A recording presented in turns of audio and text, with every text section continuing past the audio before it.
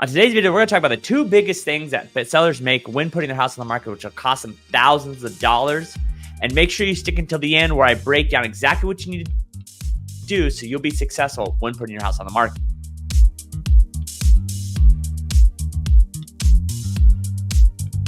Everyone, Adam Schwartz here. On today's video, I'm going to show you down the last 90 days of houses that have sold in Riverside, which ones sold above, below, and at asking price, broken down by every 10 days so you can see a better idea when putting your house on the market, why pricing and when you put on your house on the market are the two biggest things.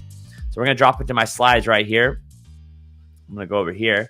All right. So remember, guys, I tell my clients this all the time. Buyers determine what a house sells for, and sellers determine if a house sells. And what I mean by that is, I go on a lot of listings. I've sold over 250 houses on the listing side. And we go meet with sellers and they always say, my house is worth X.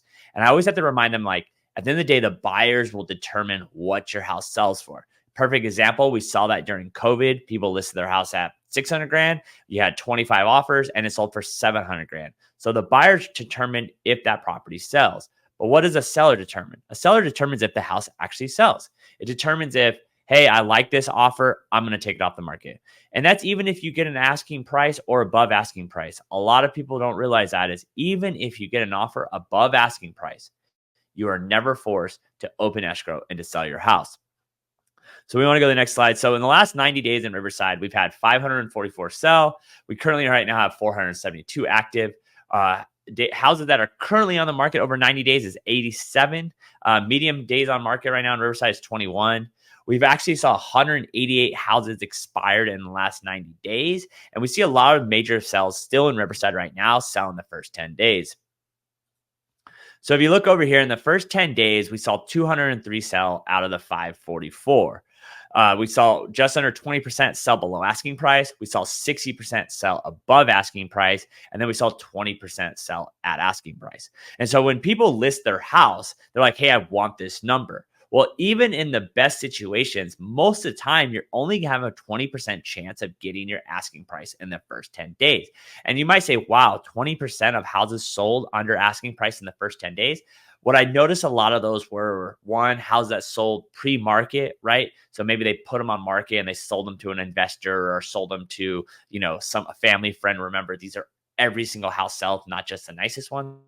And then two, we do see this issue because inventory has been so low over the last 6 to 8 months, actual transactions, is that we do have sometimes appraisal issues where we just don't have comps to fit the sales price. Perfect example, we're currently in escrow on a house in Moreno Valley right now. We opened escrow at 750. The appraisal came in at 720 because there just is not enough comps in the area that supports that 750 price. And sadly, going into a little story time, my client said, hey, should we go on market? What do you think? The issue is currently right now, there's 3 active listings that are in the 650 range. And so if those go pending and close before the next appraisal we have, those comps will actually hurt us more. And so we actually ended up going with that 720 because I know that is the most money my client is going to get for her property. All right. So now we go from 11 days to 20 days. We had 110 houses sell. So in 2 weeks, we've seen out of the 554, we've seen over half the houses sell, 30% under asking, 50% at above asking, and then 17% at asking price. So we're starting to see the below asking price increase. Obviously, those people going below asking price at that point are two things. Probably appraisals is definitely going to be one of them. And two, that people that really need to sell, they need to move that property quick. All right. So now this is when the big jump we see when it comes to below asking price. So before 21 days, say you're at 21 days, right? We see that, you're still, if we want to go back to look at the numbers, we're at 30%. Well, boom, after 21 days, you see a jump up to 63% of houses sell below asking price. So that's what I'm trying to say. As you stay on the market longer, the odds are against you of getting above or at asking price. Why is that? Well, the reasoning is two things. One, like I said, buyers determine what a house sells for. Two, sellers get more desperate because they're normally in this kind of market with such low interest rates that people that are selling right now have to sell, maybe divorces, probates. Someone passes away, job transfers, so they get a little bit more desperate. And so the thoughts of, if you're putting your house on the market and you're trying to tell yourself like, hey, I can wait, or I'm going to wait for a higher offer or a better offer, the stats are just against you. And that's why it's so important to look at the numbers. Yes. Is there still a chance you're going to get over asking price? Yeah, 24%. Is there still a chance you might get asking price? Yes, that's still 12%. But there now is from 30% to 60% chance of going under asking price just in a span of an extra 10 days. So we kind of see the stats roughly stay the same from 31 to 40. This is when we see another big jump, almost from 41 days to 50 days. We see a jump up to 80% below asking price. If you notice, sold at asking price is down to 3%. So that's the biggest thing I've seen, is that as houses sit on the market, the chance of you getting your asking price are very slim to none based on the percentages and the stats.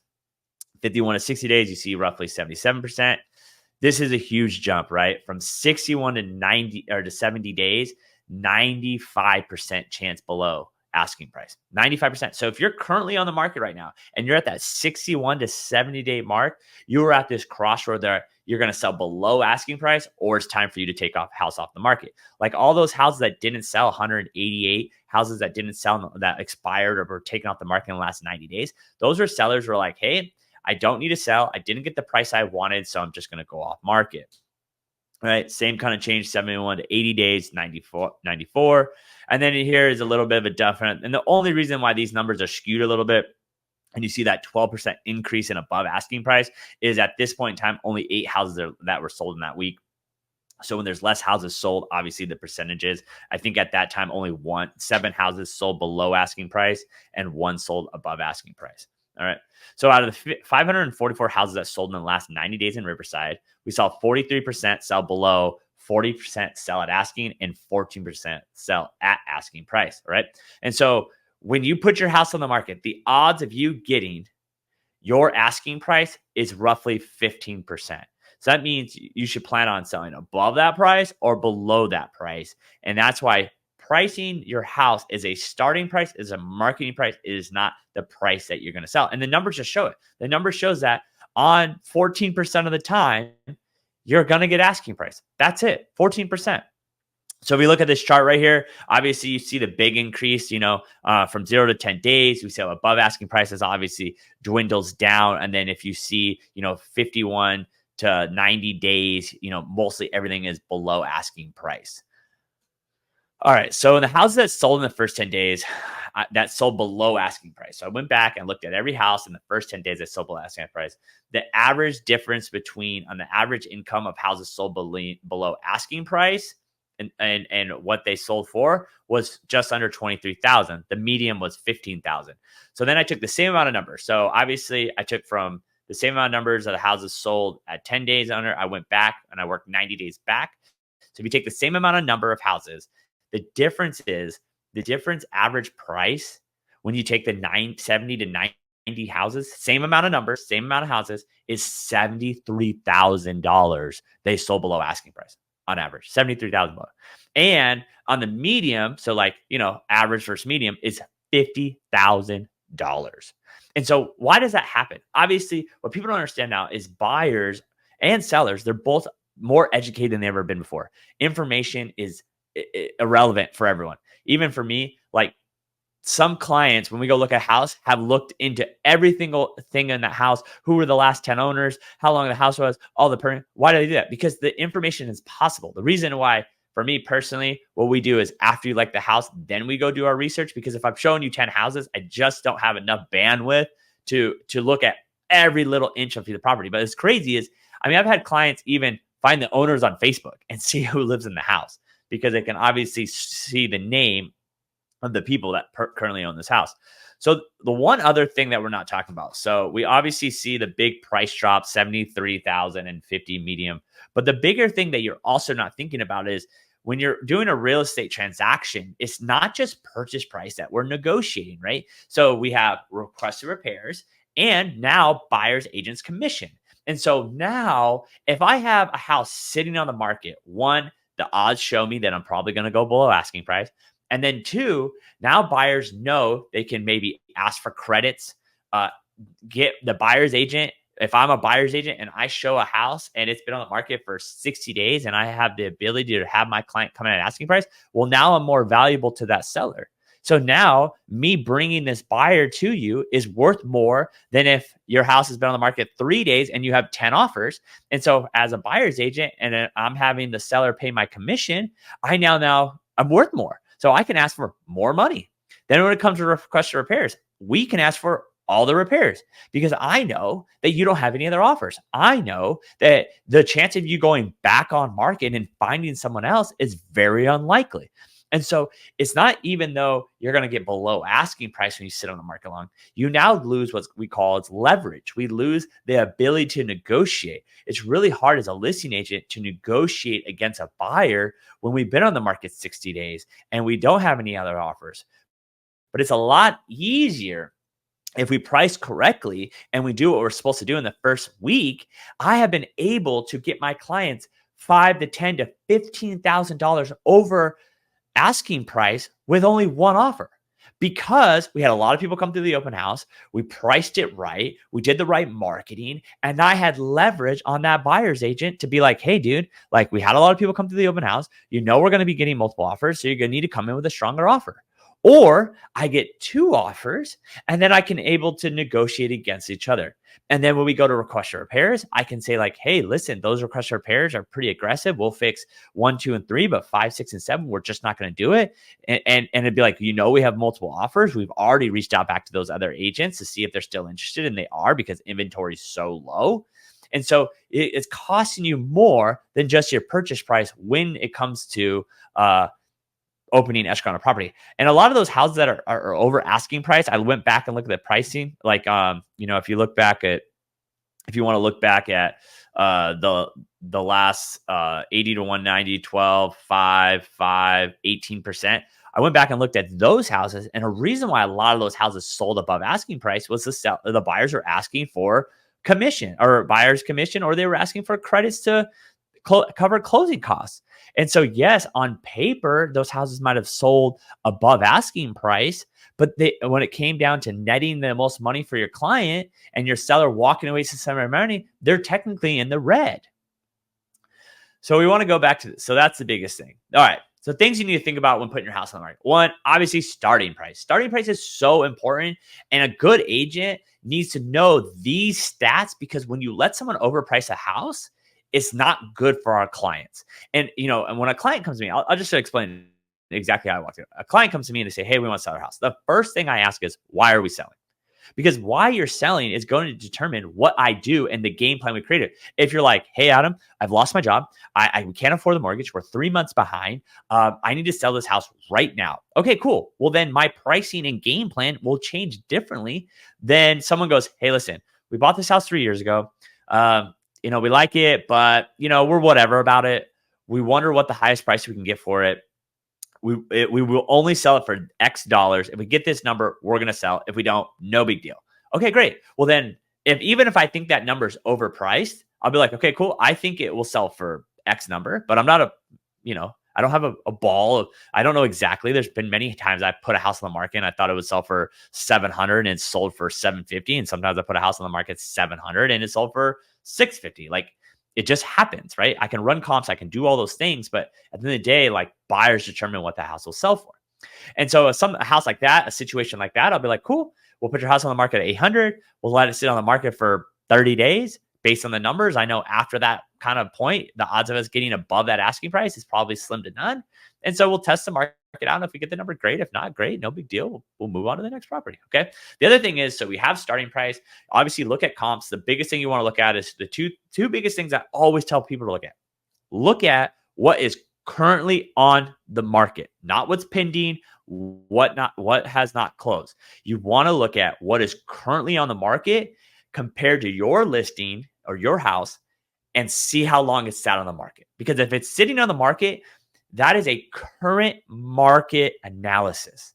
The issue with close and pending is that was in the past. That's what happened weeks ago.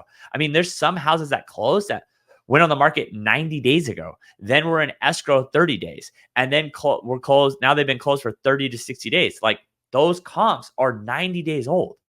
I want to look what's currently on the market. And I want to look at, okay, this house has been on the market 30 days. The odds of them getting that price, probably unlikely. All right. I will also look at houses that went pending in the last 5 to 7 days because that is current. And if it's sold really quickly, that means I know, and it's sold above asking price, I then know that they have multiple offers, and that lets me know that we have buyers in the market right now. What I'll actually do too is like reach out to that listing agent and be like, hey, I have X 123 Main Street coming on the market. I don't know if you had any buyers from your last, but let them know we have something coming up that fits exactly your houses and see if they're still interested. All right. Then the next thing you need to worry about is when you go on market. It is so important. You just saw how important it is days on market is when it comes to making the most money for property. So you need to know what day to go on the market. The biggest thing you want to stay away from is holidays, big events, and bad weather. And what I mean by that is, let's be honest here. If I'm putting a house on the market, our next big holiday would be coming up is Thanksgiving, right? I'm not putting the house on the market that week. Well, why? Because everyone's out of town. Everyone's thinking about Thanksgiving. They're not trying to look at homes. That is going to be a bad turnout for my listing, right? Another thing, so no New Year's, no Christmas, no Thanksgiving, no 4th of July, no graduations. These are big events now. No graduations, no Super Bowl, no first week back at school, last week at school, Coachella, Stagecoach, anything big like that. If that's happening the weekend, say I'm going to put the house on the market on Wednesday, it's happening that weekend, I will hold off a week. Sometimes are we forced to do it for the clients? Yes. But I try to really remind them like, hey, that's going to do, who knows, the one buyer that we might have might be going to that event and that will cost us something. Or that might be one offer that someone's busy doing that. Because let's be honest, if you're going to Stagecoach versus going into open house this weekend, where are you going to go? You're going to go to Stagecoach. Let's be honest. All right. And so you want to stay away from big events. The next thing too is bad weather. And in California, we're from Southern California. In Southern California, let's be honest, we're dainty. If it's too hot, we don't go outside. If it's too cold, we don't go outside. If it's raining, we don't go outside. So if I see, especially we're going into wintertime, if I'm going to go put a house on the market and I see that there's a storm coming through this weekend and it's going to rain really hard, I push that house off to the next weekend. Based on my experience, I know that not that many people are going to come out in the rain. And it might be, the really, really serious buyers might come. And maybe that's one person. But when I only have one offer, I can't leverage that against people. And so if we have bad weather coming up, we'll hold off. If for some reason that weekend during the summertime is going to be 112 or 110, sometimes we do see those heat waves out here, we hold off on putting the house on the market. Because if it's 112 outside, you're not driving around looking at open houses. What are you doing? You're sitting in the pool, you're going to the river, you're going to have a barbecue or something like that we do. Same thing with like right now, like Saturdays and Sundays during this season of the year is kind of tough because of football. And so we kind of, we know what fans are in this area. So we have Raider fans, we have 49er fans, we have Chargers fans, we have Ram fans, right? And so sometimes we'll work our schedule around those games, right? Say playoff times come up. Well, playoffs, when one of those teams are in here, that's going to distract a lot of people from coming to your house. So it's all these little things that add up to what is the most important when it comes to selling your house and getting top dollar. All right. So I want to thank you for taking the time to watch this video. If you have any questions, please set up a call for us. I'd love to hop on a Zoom or anything like that. No hesitation. No, we build game plans for people all the time. I think that's the one thing that people don't process. It's like, if you're thinking about buying and selling a house, like, you don't do it the moment you're ready. You're not, it's like, I know. And the hard part is like, people do that with cars. They're like, oh, I want to go get a new car this weekend. But when it comes to buying a house, it's a bigger step. Or when it comes to selling a house, sometimes you need to just let someone know, a true professional that's here all the time, go like, hey, I'm thinking about selling a house, but I don't know when I want to sell. Can we just meet to talk about a game plan? Because like right now, if you're looking to come to me and you want to go on the beginning of the year, of the beginning time of the year, then we might do a coming soon during Christmas time. We might do some pre-marketing. We might put a sign in your front yard. We might do things like that. Because why? Because yes, you might not want to sell until January, but what happens during Christmas time? Families come out. people come out. All of a sudden, they're hanging out. All of a sudden, people are talking. All of a sudden, people are like, hey, you should move to this area. Oh, well, my neighbor's house is on the market. Even though we're not planning on going truly on the market till January, it's a good idea to pre-game your situation and pre-game what we're talking about. So I hope this video helps you. If you have any questions, like I said, if you have any questions about buying, set up a free Zoom call. The link below. You can hop on my calendar. No hesitation, no free, no nothing. You owe me nothing. If you want to talk about selling your house, put a game plan together, please let me know. I love doing it. I do them for people all the time. If you just want to know what your house is worth, we send out monthly CMAs to you so you know exactly what your home is valued. Remember, what is on Zillow is, even if you look at Zillow's website, can be off about 20%. So 20% is obviously a big deal. So hopefully this video helps. Make sure, like I said, set up a call. If you have any questions, comment below. And until next time, guys,